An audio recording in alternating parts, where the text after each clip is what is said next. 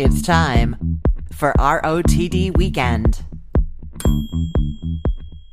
My son Jeremy has been working for my business this summer, learning all different aspects of what we've got going on. And this week, he learned quite a bit. He spent 2 long days in the kitchen with me and Jen doing photos and videos for a whole bunch of recipes. I think we actually ended up doing 10 of them. And, at first he wasn't really sure what to do and was kind of hanging out on the sidelines, but then he really got into it. I mean, he had an amazing suggestion for the lighting that we do for our videos. We have these very bright LED lights that we kind of point at the ceiling to bounce light back down so it's not so harsh. And I just always have them kind of at eye level and they're very bright and I don't think much about it. But he was like, hey, what if we just put these taller and pointed at the ceiling? And I was like, oh my God, that just made everything about my day so much better to not have these bright lights shining right near my eye level, just little things like that. He was really good. He had some really great photo styling ideas too, just like where to put things and things to add to the pictures. It was really, really fun having him in there. But I will say that the most fun was all about the bacon. So as you know, I have a new sponsor for this podcast, actually for my whole business, for the websites and the social media. It is Coleman All Natural Meats, and they specialize in heritage pork products. And they have this new product out, the steak cut bacon. It comes in 2 flavors, the hickory smoked and the applewood smoked. And it's these really, really thick cuts of bacon. They're like big strips of pork belly. So Jeremy is, cooking with us and doing all this stuff. And part of what we had to do on our second day was 2 recipes for Coleman that are going to be going live on the websites mid-July. And so I pull out this bacon and he's like, what is that? And I'm like, well, this is the bacon for Coleman. We're going to do these recipes. And he's like, and is there enough for me to try some? And I was like, I think so. I think we're going to have some left over. So then we pull it out of the package and we're chopping it. And he's like, can you chop some extra so we can try it? And I'm like, sure. We can do some extra. We can try it. Then he's sitting there at the bar of my kitchen counter while this bacon's frying, just staring at it. And Jen was like, we should take a picture of him waiting for this bacon. That would be the greatest advertisement for Coleman. And he was like, no, don't do it. So I don't have the picture, but I can tell you that is how excited he was. And the house smelled so good. And then we got to try it and it was amazing. It is just so meaty and delicious. It gets crispy on the outside and so good. And I cannot wait to tell you about the recipes that we developed to use this steak cut bacon on. But I'm also just going to say that the next morning was kind of a relaxing day, not a big production day. And Jeremy's like, hey mom, can you make me breakfast today? And I said, sure. What would you like? He's like, do you have any of the whole slices of bacon? I liked it chopped up, but I bet it's going to be even better whole. And so I made him bacon and eggs with one of these big meaty slices of bacon, eggs and toast. He loved it. And yes, I cut a little piece off and tasted it as well. Again, could not resist. So really and truly, if you see the Coleman steak cut bacon at your grocery store, make sure you get some. It has my approval and Jeremy's for sure. Another person who approves of the Coleman steak cut bacon is Meghan Birnbaum of MeghanItUp.com. Meghan and I actually connected because we are both doing some work with Coleman. And so I was like, you need to come on and we need to talk bacon. So Meghan's site is Meghan It Up. She is of Italian descent, doing delicious things in the kitchen, and she's a mom of 2 little kids. And so she really focuses a lot on budget friendly and quick cooking. And so that is what we dove into in this conversation. And the bacon, of course. Listen now to my conversation with Meghan from MeghanItUp.com.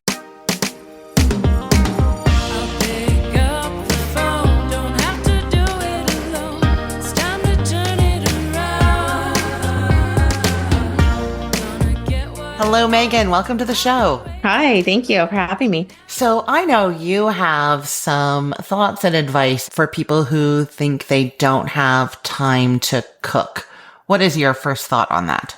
So, my first thought is you kind of have to eat to live, right? So, you're either going to pay for food with your time or your money. And right now, eating out is just really expensive, or ordering in. Even if you do pickup, it gets so expensive with the tipping and taxes. And then food costs, as we know, are going up. And that increases the cost for restaurants as well. So that makes our price go up as well. So I think that maybe you don't have time, but I think you'd be surprised what you could do with your time when you have to prep. You can prep recipes in advance. So that way, when you are cooking them, sometimes it just takes you 30 minutes. I always prep the recipe I'm going to make for dinner throughout the day. I work from home, or I will do it in the morning before I go to work. And I put the prepped ingredients in the fridge. And then when I get home, between 6 and 6:30, I can have dinner made and on the table. And I usually try to make dinner that is under $10 for the whole family. And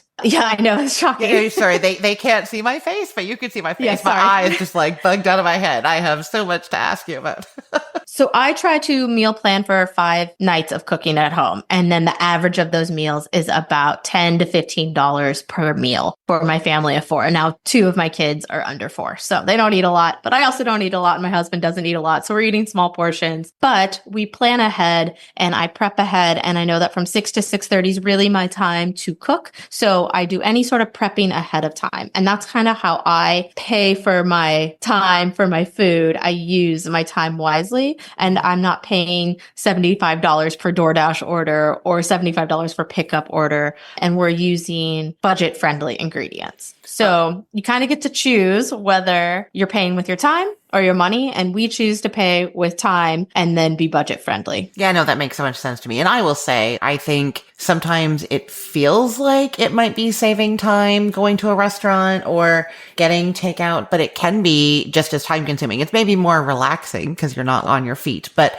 it is still time. I was telling you this before we started on the show, but my son will say to me, Mom, I'll just go pick up dinner. And I'm like, by the time you get all of our orders written down, what we want, drive over there, wait in line, pick it up, bring it home. I will have dinner ready and it will cost less and it will taste better. And he's like, fine, we won't get takeout tonight. But yeah, I hear you. So what are some of your favorite budget-friendly ingredients that people might not know about? So we love to use ground beef. I know there's actually a viral trend where you can get the tube of ground beef from Costco. And my Costco actually, you don't have to ask the butcher for it anymore. They put it out and it's 10 pounds. So I portion it out into 1-pound bags and I freeze it. And we use that at least once a week. We use 2 chicken breasts at least once a week. We use 2 salmon fillets once a week. And then I mess around with the other 2 proteins, but I focus my meals on the protein to be budget friendly so that everything else kind of filters in afterwards. So I think protein, vegetable, carb. Okay, I don't know about the Costco tube of ground beef. Can you tell me what this is? Yeah, so Costco, they're wholesale. So they get a tube of ground beef. I don't know if they put it in the tube or it gets sent to them in the tube, but that's what they use to break down to put it into smaller, like say they'll sell to you in 3-pound portions or 5-pound portions, but you can just ask them directly for the ground beef tube. It literally looks like a big 10-pound tube of ground beef. Wow. What I love most about it, though, is that it's not run through the machine yet, where it makes it look like that brains. You know what I'm talking about? It's like squiggly lines. They haven't added air to it almost. It just seems like a better quality product. It's actually called bull meat, Bull. And I thought I got the wrong thing. And then it took me a second to be like, oh, that's a cow. Interesting. Yeah.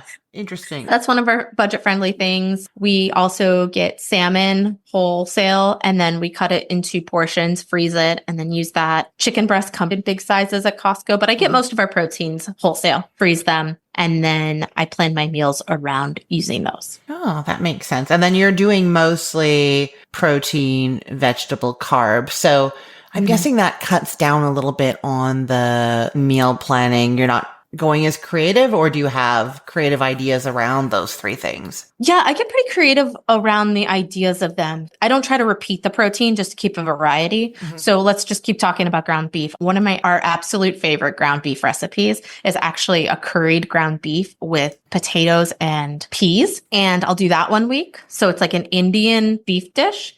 And then the next week I'll do a bolognese with it, with the ground beef. And then the next week I'll do a teriyaki beef. So keeping it different kind of cuisine so it never really gets stagnant. Same with the chicken. Lamb is the other one we do a lot from Costco. Oh, I love lamb. What about pork? Do you use pork a lot? Yes. So we use a ton of pork. I think it is one of the most affordable kinds of meat that you can get. And it is really flavorful and juicy if you know how to cook it and use it correctly. What are your favorite cuts to get? So one of my favorite cuts is the pork tomahawk from Coleman. Oh, I don't think I've tried that one. Yeah, it is very affordable. It's usually on sale at Pavilions. I'm not sure if you guys have a Pavilions grocery store where the listeners are, but that's where I find it. And it is anywhere between $5.99 and $7.99 for a complete tomahawk. It's amazing. So that's like a thick cut pork chop on the bone? Yeah, think of it like a ribeye on a bone, but it's pork. Oh, wow. That sounds amazing. Yeah. So we actually can share one for the four of us. So we're talking, if you eat a lot, you might want two or three, depending on how many people you're feeding. But for even my family, if we got a beef ribeye, we would just eat one, or one New York steak is enough for our whole family. So one pork tomahawk is enough for our family. And that's a $7.99 protein on the table. Yeah, no, that's amazing. And I can imagine that it's delicious. Do you grill that?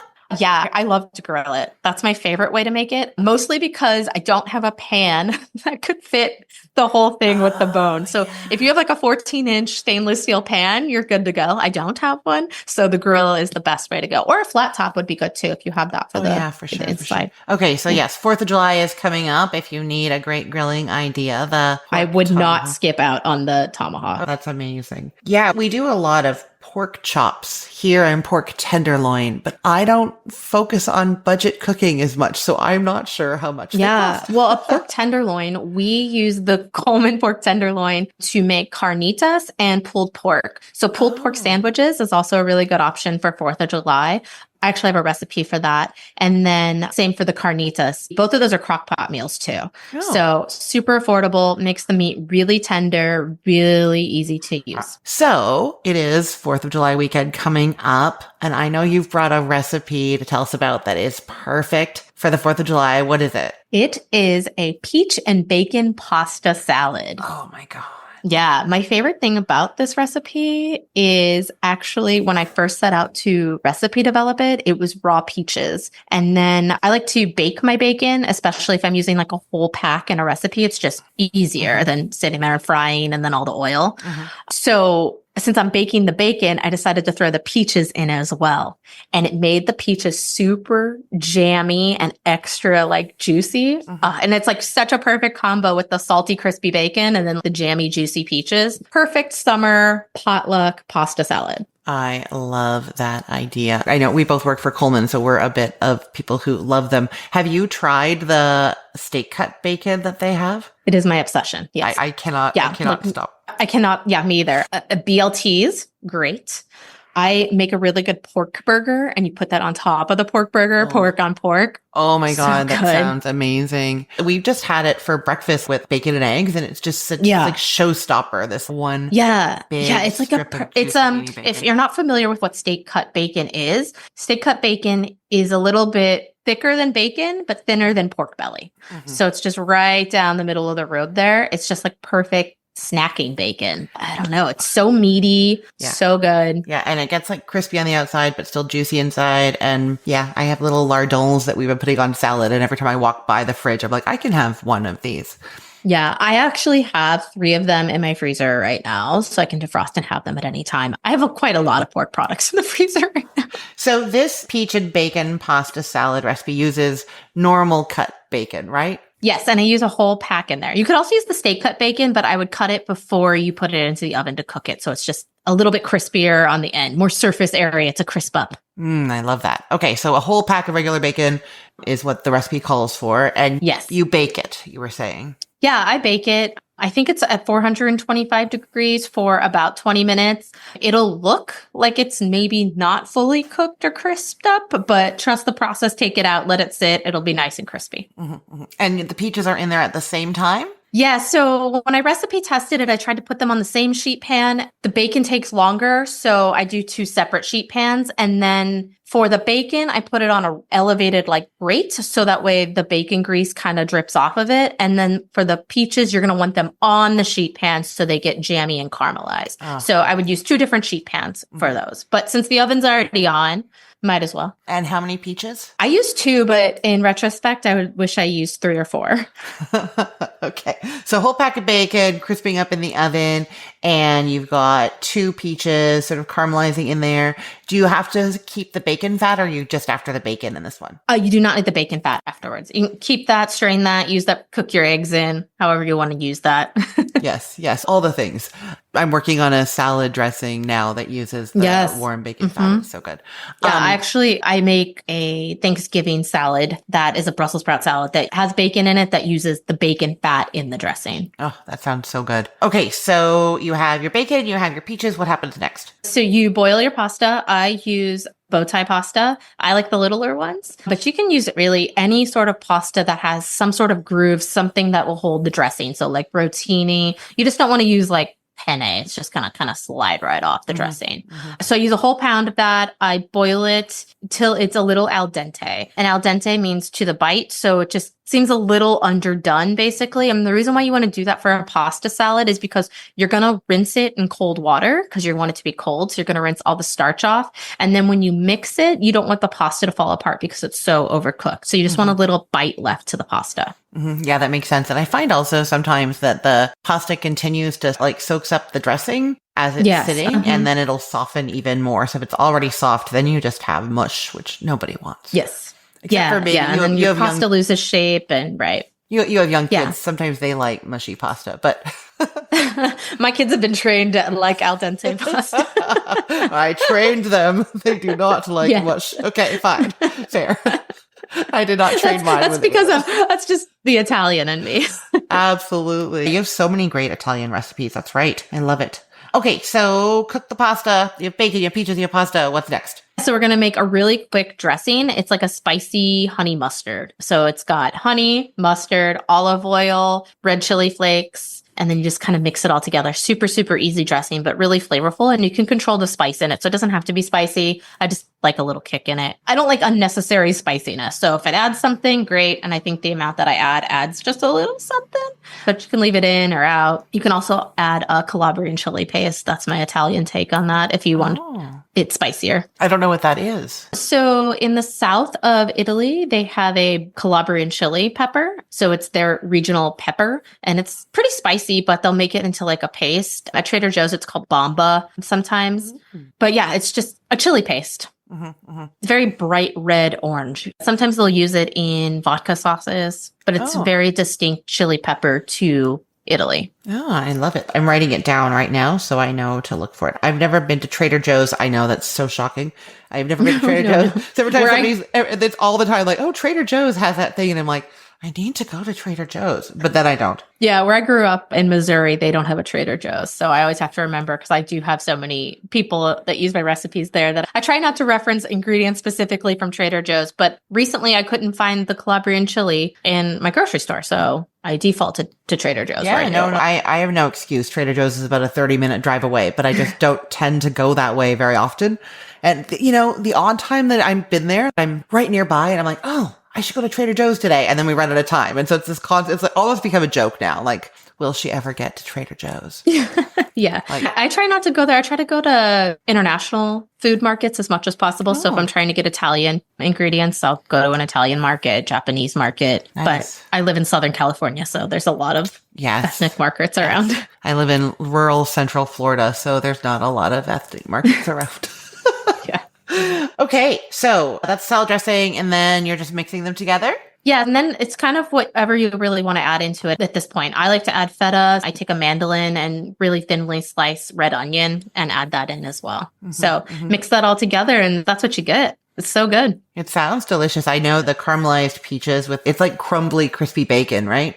Yeah, so actually chop it up. But yes, you could probably just crumble it in your hands as well. But I chop it up and then throw it in there. It's so good. So you get the perfect bite with the peach and the pasta and the bacon and the onion and the feta. And I totally assemble the perfect bite every time. Actually, it sounds amazing. I can almost taste it already. Yeah. It's because bacon goes so well with sweet things, I think that's why it's so popular at breakfast, right? You have waffles and bacon or like whatever. Yeah, it's because of the salt. So salt is a flavor enhancer. So when you have like salty bacon, it'll enhance the flavors of everything on the plate. Oh, so true. Well, Meghan, can you let people know where they can find you online if they want to see more of your recipes? I will link to this one in the show notes, but if they want to go on their own to find it or find you on social media, where are the best places for them to go? You can head straight to my website, which is meghanitup.com, MEGHANITUP.com. Very cute. And thank you. Yeah, it came to me when I started my blog as I was falling asleep one night and I was thinking like making it up, but Megan it up. Yes, I love it. And you can also find me on Instagram with the same tag, MEGHANITUP, Megan it up. And I'm also on TikTok. Small following, but I'm also on TikTok. Oh, so fun. I love it. I avoid TikTok a bit, but then I go on and then I'm sucked in there for a while. So it's always a fun place that I avoid trying to go. Yes. Well, thanks so much, Meghan. This has been a lot of fun. Yes. Thank you so much for having me.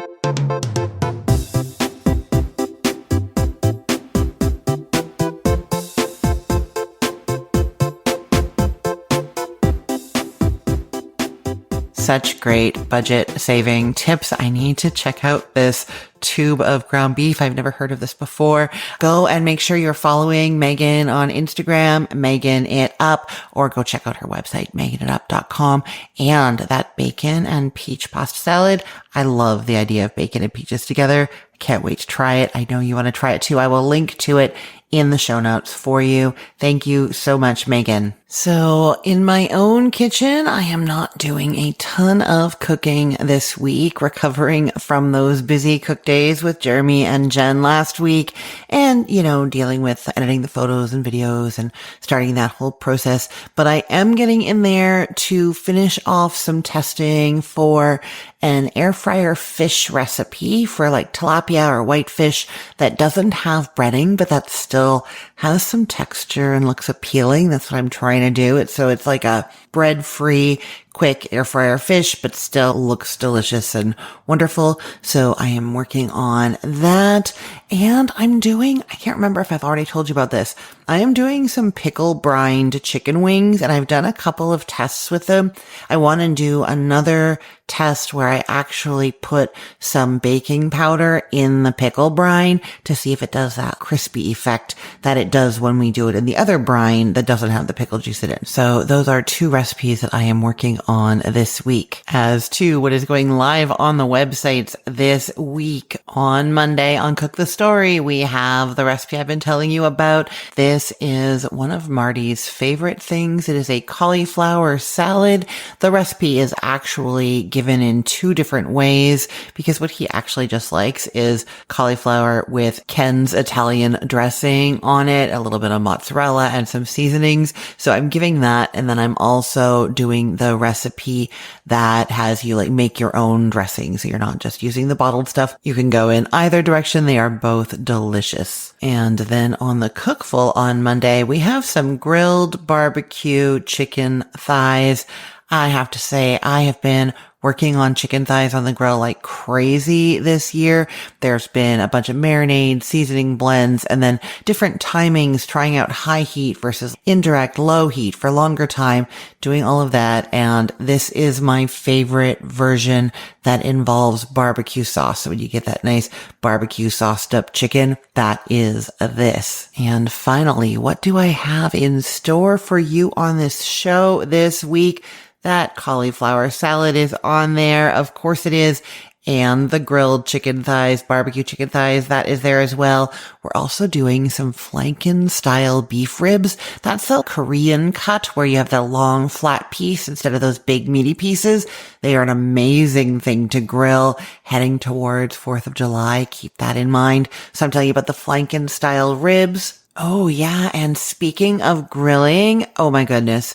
Baked potatoes on the grill, but I do this extra little thing that gets you really great crispy skin on the potato. I love grilling potatoes like this. So that is also coming up this week. And there will be more. There is a new episode every single day. And you know what? We're almost at 1,500 episodes. Isn't that crazy? Oh, I just looked. We're actually just hitting 1,400 this week, but that's still pretty close to 1,500. That is a lot of days in a row, let me tell you. But I love it. I know I tell you guys this, doing these episodes when I'm recording and I'm talking to you, I get excited. I start smiling. It brightens my day every single day. So I love doing it, and I am grateful you are out there listening. If you are not already subscribed to this podcast, if you're not getting a new episode every single day, why aren't you? It's so easy to do. Just go on your phone to your favorite podcast app like Apple Podcasts or Spotify and search for Recipe of the Day. You will find me there. Or you can go to cookthestory.com/ROTD, and right across the top of there are some buttons for some popular podcast apps. You could tap on those and then subscribe or follow there. That is also where you could get all of the links that I have mentioned in the podcast episode today. So if you want to find any of that information, go to cookthestory.com/ROTD. Everything there is arranged by date, so it's helpful to know that today is June 28th of 2025.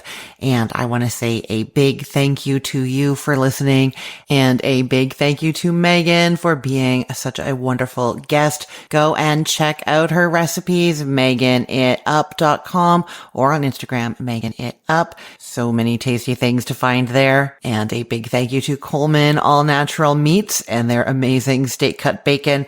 If you see it at your store, make sure you pick some up. And a big thank you to my son, Jeremy, for your help this week. I know those were some long days, but you did it, bud. You were amazing.